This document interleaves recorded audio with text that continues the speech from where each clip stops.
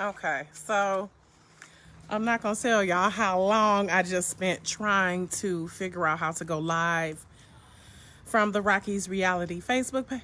No, Rocky's Reality YouTube page, but technical issues. So I said, you know what, let me just come back on live, and because I wanted to just get the message out about my experience yesterday. Hey, Jeremy. My experience yesterday at the protest against police brutality that went on downtown.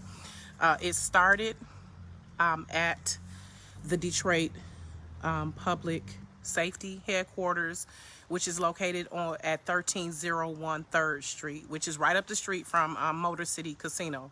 Excuse me, MGM Grand Casino. So it's like the Bagley, Michigan Avenue area.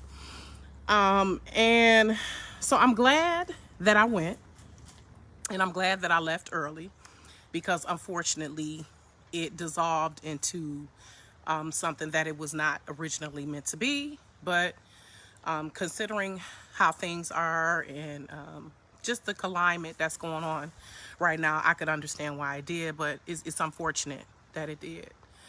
So just wanted to come on and share with you all the profound experience that I had yesterday. Hey Sherry, and I'm definitely going to get emotional and overwhelmed, because it was an overwhelming thing. So it was organized by some reputable organizations. It was supported by DPD. So let me just put that out there, that there were DPD who were helping.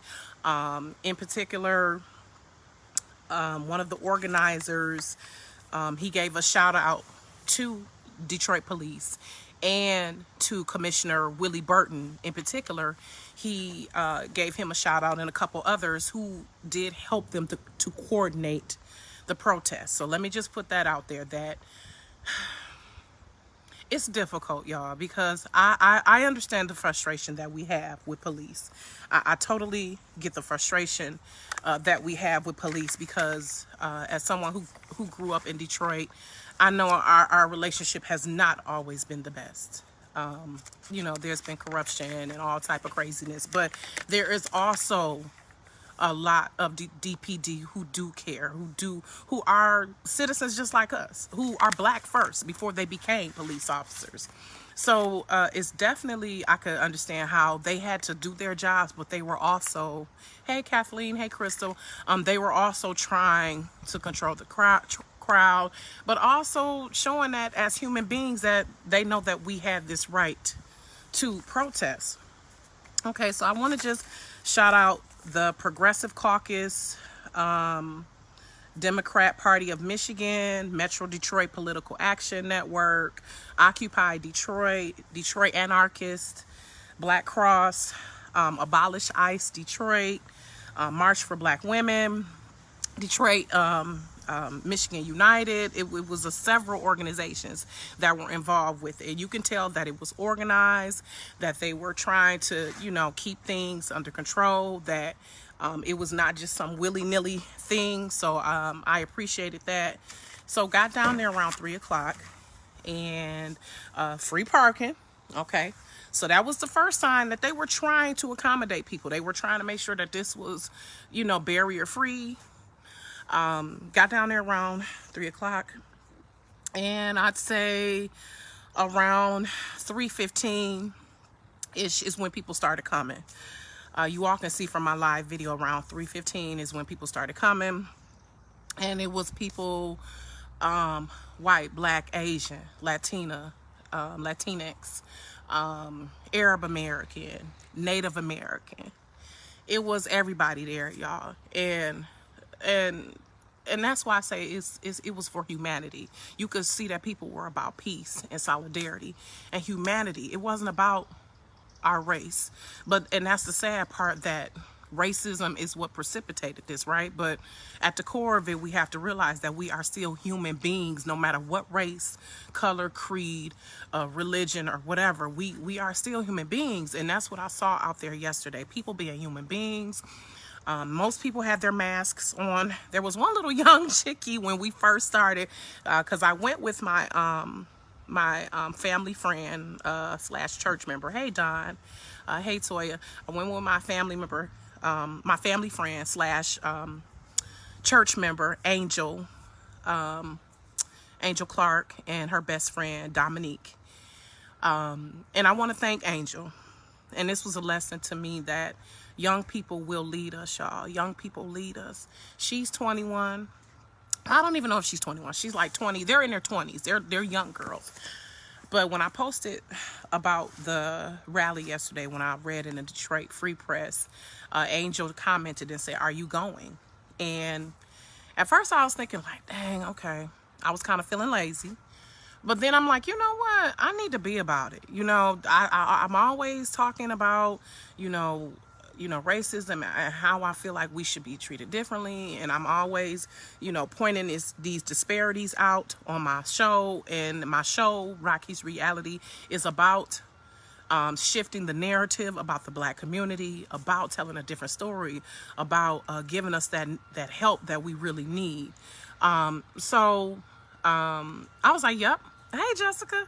I was like, yeah, I'm going. And at first I was going to take my kids because I'm like, I need them to see that mommy is more about than just going live on Facebook and, going to concerts and interviewing celebrities. That's definitely been a blessing. But the social worker in me has always been about the grassroots and about, doing the work to help people and to really reach. Hey, Cache. So we got down there. I was going to take my kids, but I decided not to because I just didn't know what it was going to be like. Cause safety, what definitely is a concern, and of course we still got the virus going on.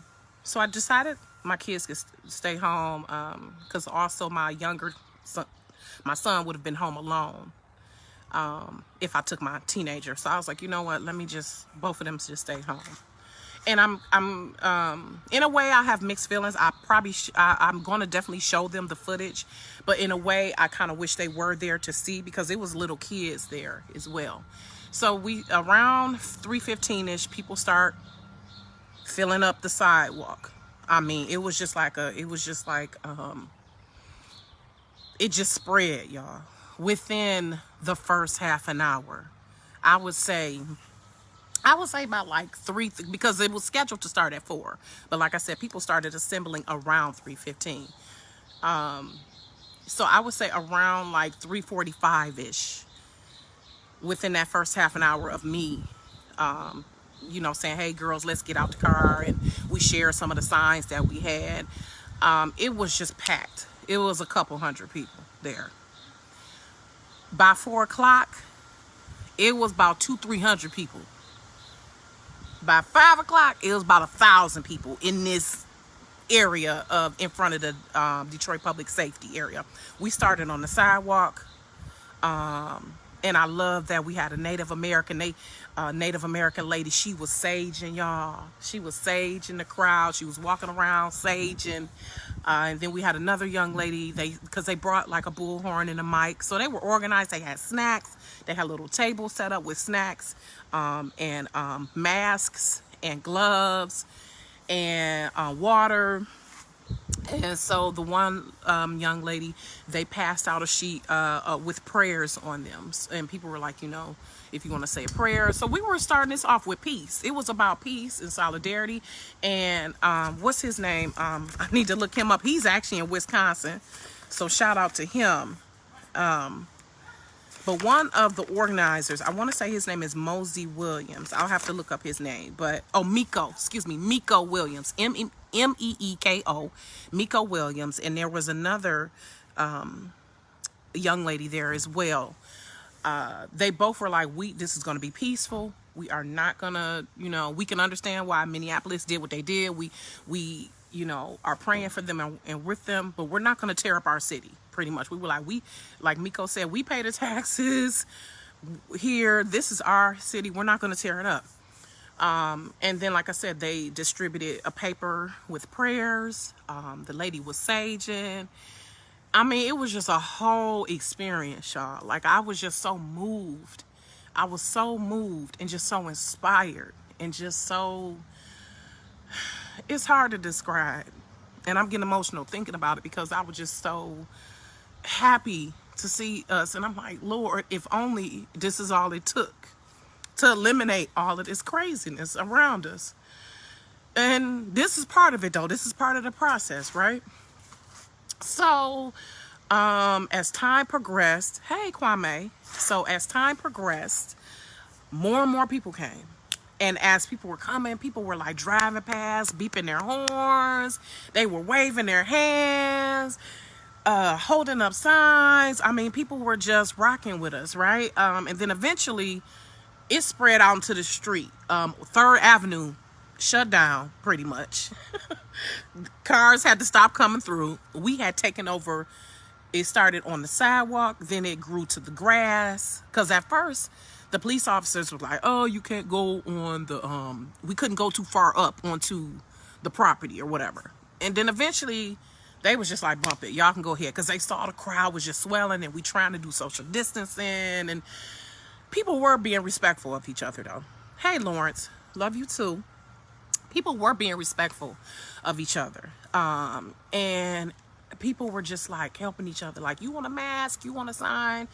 It was just like about humanity. And that's what I mean. Like, that's what's missing in our world a lot of times. Just that humanity beyond the race, beyond the class, beyond your job, what you have and all of that. So it spread into the parking lot, the street.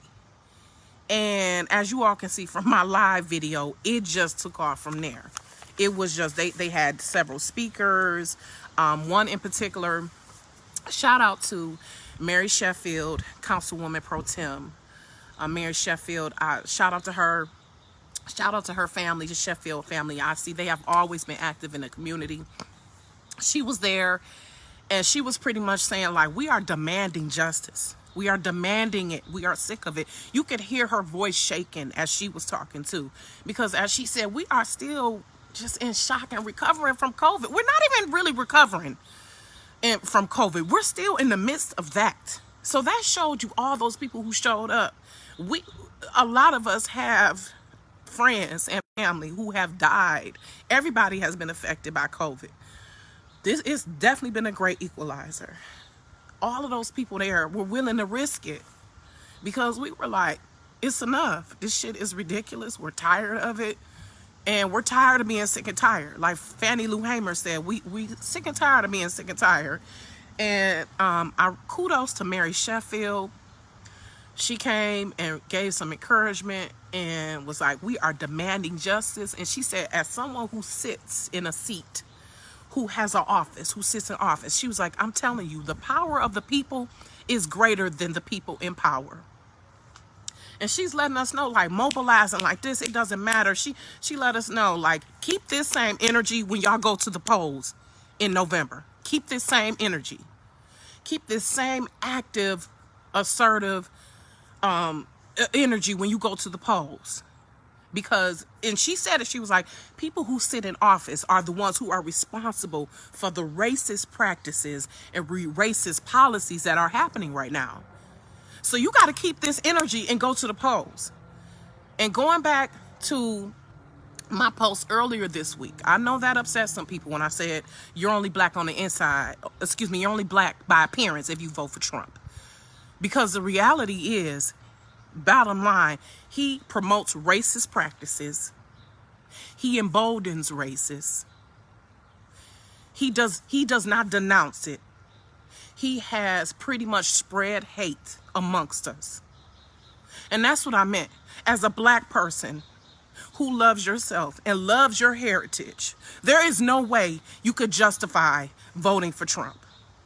Now, I've heard there are some people business-wise who vote for him.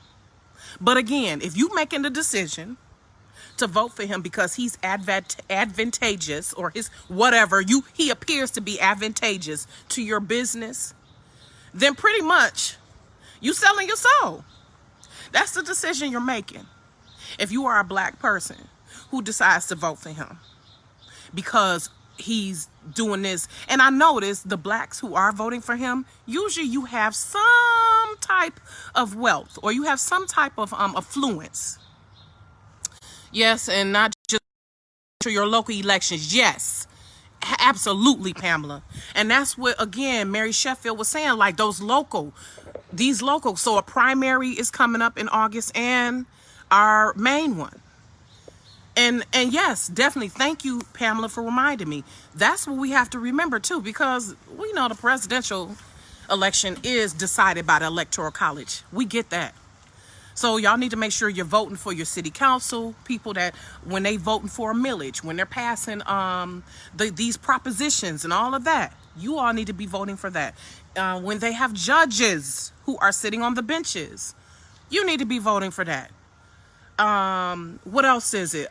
Commissioners, anyone who you vote into office locally. But again, the presidential election is important. That's important too. That's important too. So, and then there was a judges, everybody. We still, even if we know the Electoral College, we get that is a broken system. I get it. All the rhetoric, I get it, y'all. But there is no way that you can vote for somebody who just does not have the basic humanity.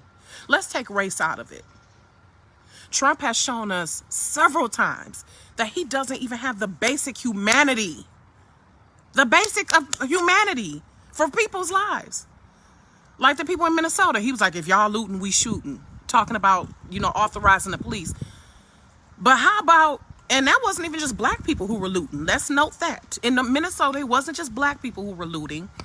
Y'all can follow, shout out to one of my writing mentors, Vanessa Lynn. Go to her page. You'll see several live videos of her in Minnesota showing that white people were looting too. All races were looting. So it wasn't just black people. So again, it comes down to, it's a humanity issue.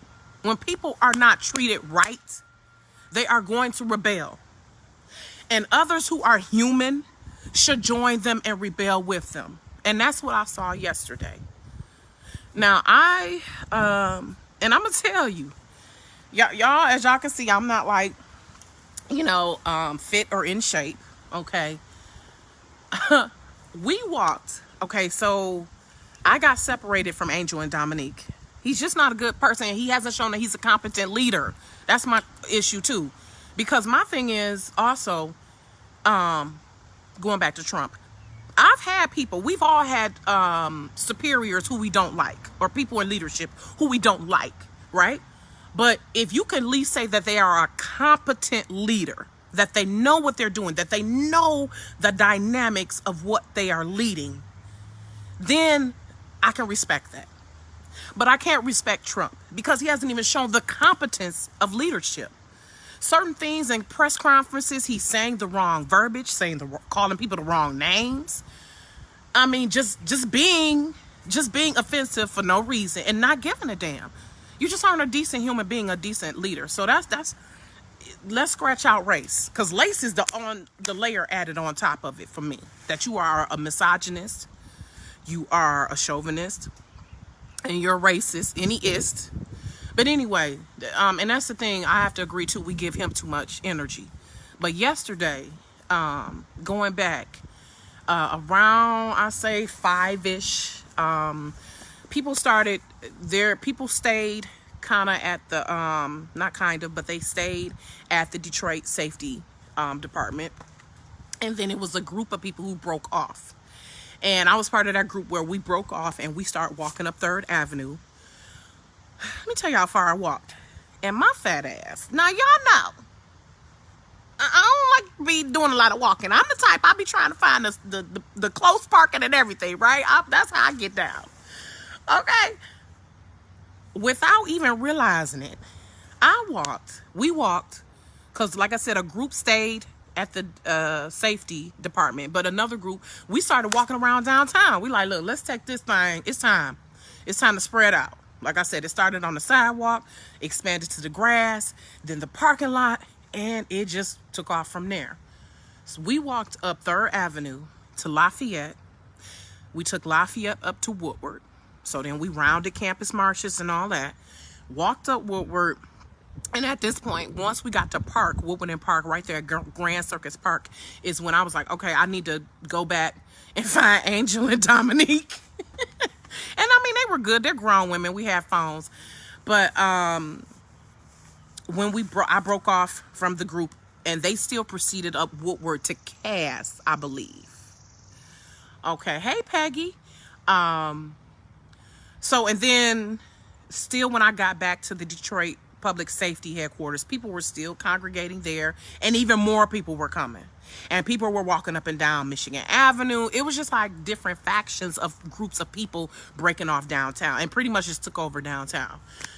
So I left around, I say around 5:30, because I was like, okay, I've walked. Let's I had to wrap it up, get back home to my kids. And also, something was telling me, as the day gets later, as this goes on, I kind of knew, because the organizers said that they were going to be done around like 7-ish. They were like calling it around 7-ish. And I kind of knew that things were going to get crazy, get sketchy. I hate to say it, but you could just feel the energy of people were getting more and more excitable. They were getting more relaxed. It was later in the day. And a few of the people, I could say, probably weren't even down there for the protest. Let's be real. Some of the people were just down there just to be out. The day grew later. And as I came back home, and my Facebook friend, Music, she called me and she said that they were walking around Corktown, and a police car drove through the crowd and hit a woman. So I'm not sure how injured that woman is, whoever she is. Prayers to her family. But that's kind of where it started to come apart. Now, let's be clear. What happened later on in the evening when they had to get on riot gear and all of that, that was not sanctioned by the original organizers of the protest that started at 4 p.m. So let's be clear. And that's kind of what happens sometimes. Unfortunately, you can't stop people from coming and participating and doing their thing. And you can't really control people's actions. But the stuff that we saw on the Free Press and later on that evening on the news, where y'all saw them down off Jefferson, and it was just like chaos and it was getting out of control, that was not something that was sanctioned by the original organizers. So let's be clear on that, okay? And unfortunately, you just can't control people. You can't. And people are so angry. It's hard for us to organize and not be outraged. It's difficult. You really have to be focused. But I just wanted to share with you all that for me, that was life-changing. And I pray that Detroit does not have that. I pray for those officers who were trying their best to keep the crowd under control, because they're not the enemy. As I was standing doing my live video earlier in the day around, when the rally first started, and DPD police officers, they were posted at different parts, and I heard one, he was just expressing frustration with how, because of course some people were yelling out, fuck the police. Some of the chants we were yelling were no justice, no peace, no racist police. And then some people was like, fuck the police. It was a lot of people driving around playing fuck the police and playing Public Enemy, Fight the Power. And I just, hats off to the DPD, because they tried, y'all. They tried their best. It was at one point, hey, Tally, where the one police officer, I'm not sure of his rank, but he came up and he shook Miko Williams' hands. Like, they shook hands. Like, look, we trying to do this collectively and peacefully. So DPD was trying to give support, y'all. They were. So I don't want this to turn into a DPD, and whoever that car was that drove through the crowd, that's definitely a problem. That's definitely was not necessary. I don't know why that officer did that, knowing it was people walking there. But I say all this to say that a lot of times these things have moving parts, y'all, and we don't know all the inner workings. But understand that especially DPD who are black, y'all. Imagine being DPD and you black. Like, you're black. First, you're a black person. I'm sure that a lot of these officers have good intentions. But unfortunately, we know, once again, another cliche, one bad apple spoils the bunch. We know that. And that's just like, it's like a sickness that spreads when you have a few who are not protecting and serving the way they should. And unfortunately, as the night grew on, things got out of control. But I just wanted to let people know that it started off peaceful. Those were the intentions. And that also, I know it's hard right now to have compassion for officers. I know it's hard because, and that's the thing, whenever you see an officer, you get this anxiety. Well, I get this anxiety. I get angry. And I know it's not all that individual officer's fault. And that's the sad part, because most people who are first responders, because I'm a social worker by trade, most people who are first responders, who are on the front lines, they simply want to help people. They simply want to help and protect the communities in which they live, in which they grew up. So it's just frustrating for them, I'm sure, when they have to fight people who they are supposed to protect. And when the people who they're supposed to protect don't understand that the anger shouldn't be directed at them widespread. And this officer, he was just really frustrated that as a black officer, he knows he has to protect the city. He knows he has to protect the citizens.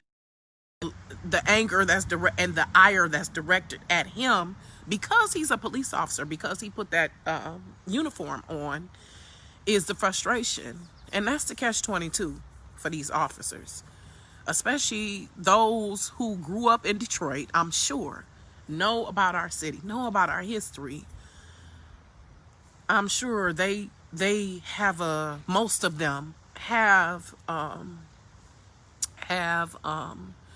good intentions. So it's just sad that things have to be ruined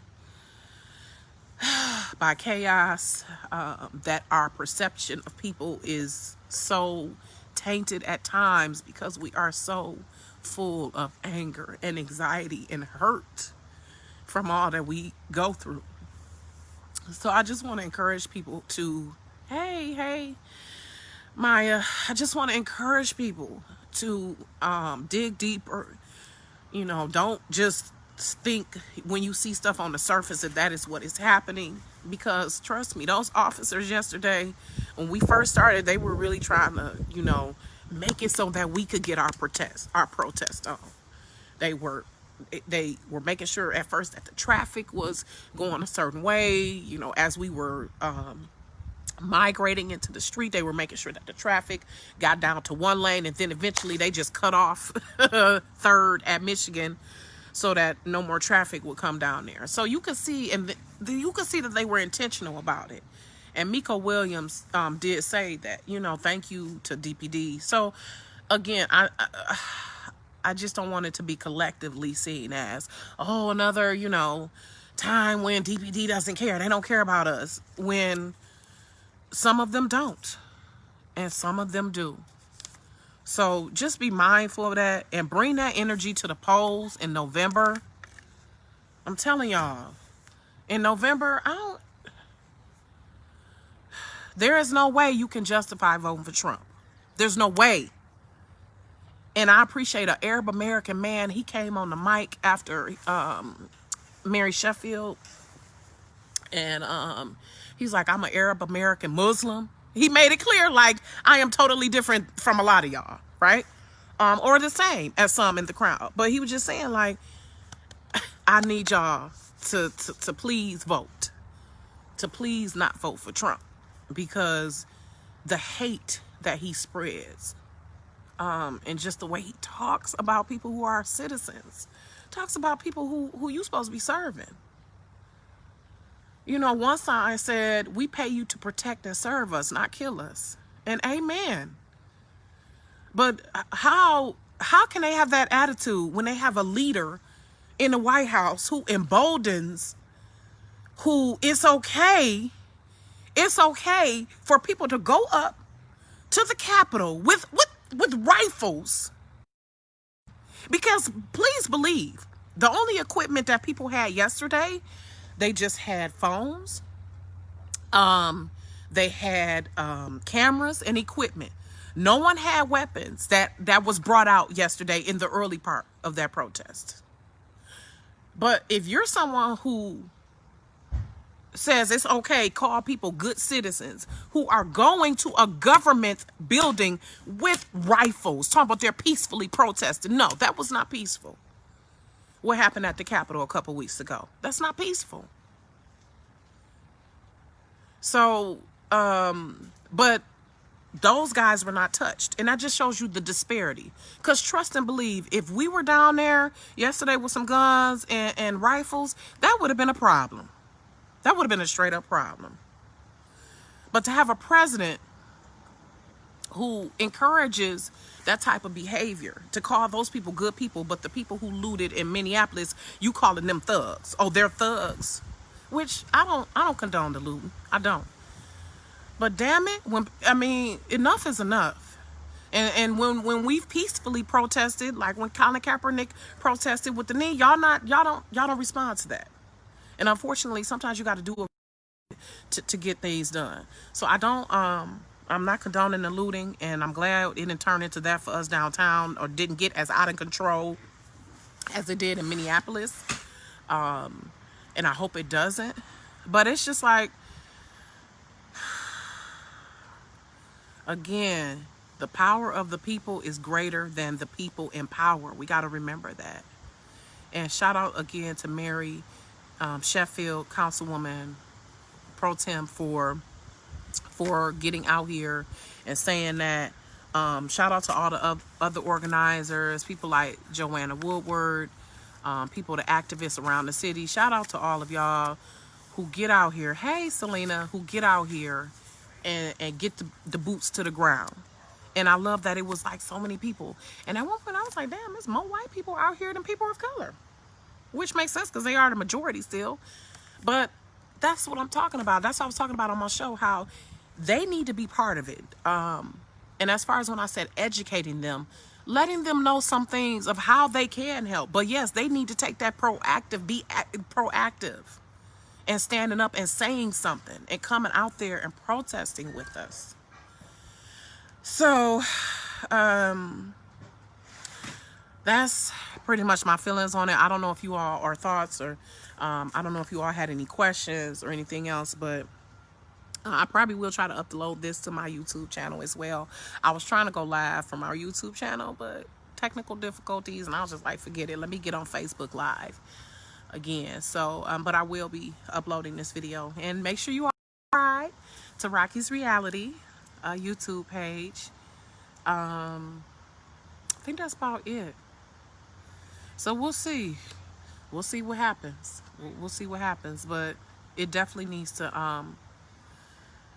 And Mary Sheffield was saying she believes that this will make a shift. Hey, Lana.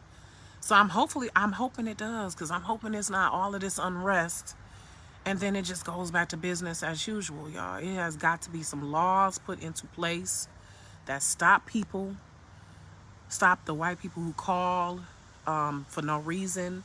It's got to be some laws put into place where these officers, they're not only being arrested, but they are being convicted and sent to prison. It's not right. It's not right. It's not right. And we got babies out here, y'all. We got kids out here who are saying they scared and they don't want to die. And the little girl, she made a speech in North Carolina. I'm not sure what type of assembly it was, but she was just like, I just don't think it's fair that I have to die because I'm black. And I remember, and that just had me in tears, because that's a shame. She's a baby. She's a baby, and this is what she's saying, that her little brown skin is why people want to hurt her. And I remember Dominique, when we were on the way downtown yesterday, she's like, I don't understand why they hate us so much, why they want to kill us. She's like, I just want to be successful. And do you know how that warms my heart to hear a young person say that? To see the need to be active, to be involved. And she's just like, I just want to be successful. And she's at Michigan State, which y'all know I had to tease her. Go blue. I had to tease her about that. But overall, I told her, I was like, I'm proud that you are a young person out here doing something with your life. And it just hurt my heart when she said that she's like, I'm just trying to be successful. Right. We just want the same opportunities y'all have. And we just want to be left alone. She's like, I just want to be able to be successful. So I'm praying that God will make a way for us to do that. I'm praying that my son grows into a man. I mean, the anxiety that you have as a black parent is just ridiculous.